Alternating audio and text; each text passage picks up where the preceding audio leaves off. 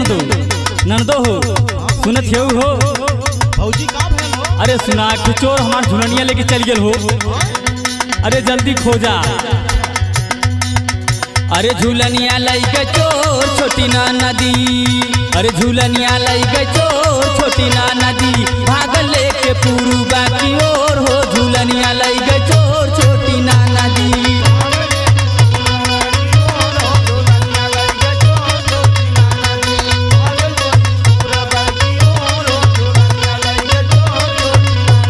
झूलनिया लइके चोर छोटी ना नदी, अरे झूलनिया लइके चोर छोटी ना नदी, भाग लेके पूर्वा की ओर हो। झूलनिया लइके चोर छोटी ना नदी।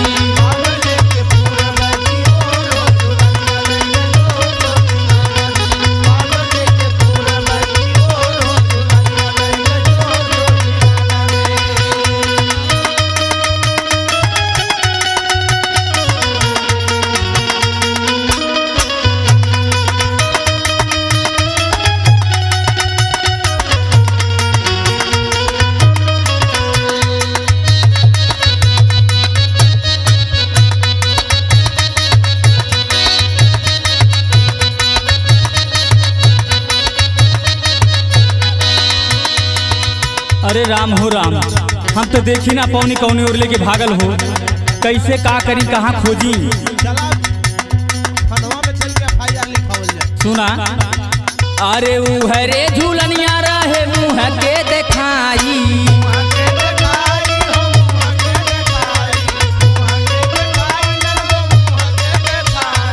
मुँह के देखाई रहे राजा के कमाई।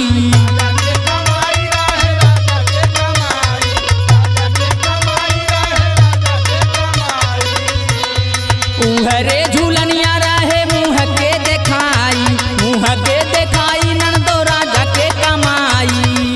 अरे झूलनिया लइके चोर छोटी ना नदी, अरे झूलनिया लइके चोर छोटी ना नदी, भाग लेके पूर्वा की ओर हो। झूलनिया लइके चोर छोटी ना नदी।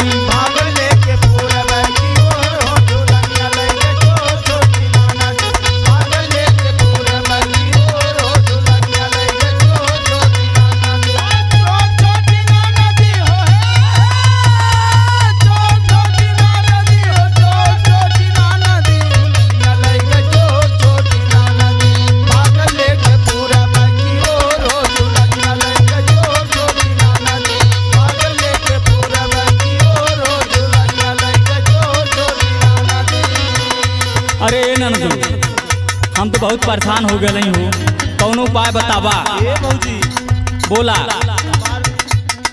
मत यह कि चल के ज्ञान चल सोखा के दिखा लिया जाए। अरे पहले सोखा के तक तो लगी डंडा गिरे पिटिया तब का हुई। सुना देखा हूँ ना पवनी नंदो कैसन रहे चोरावा,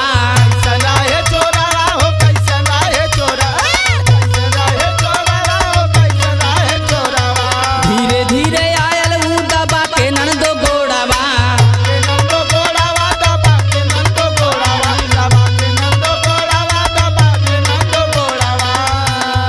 देखा हूँ ना पवनी नंदो कैसन रहे चोरावा, धीरे धीरे आयल ऊ दबा के नंदो गोड़ावा।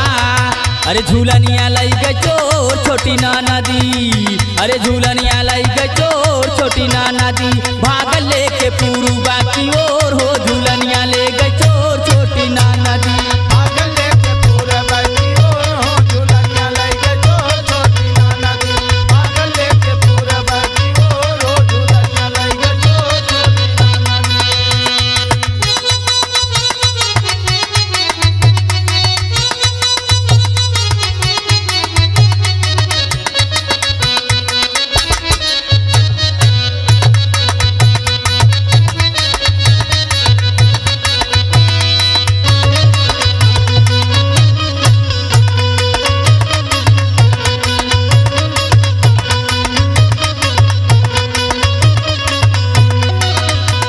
ए नंदू आओ तोरे अंगद भैया यहाँ ते आज बहुत बोली हो।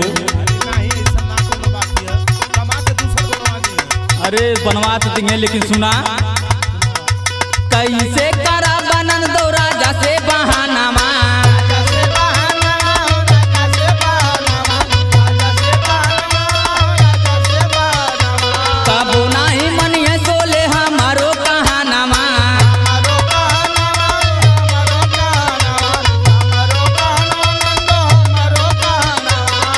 कैसे करा बनन दो राजा से बहानमा तब नाही मन है बोले हमारो कहानमा।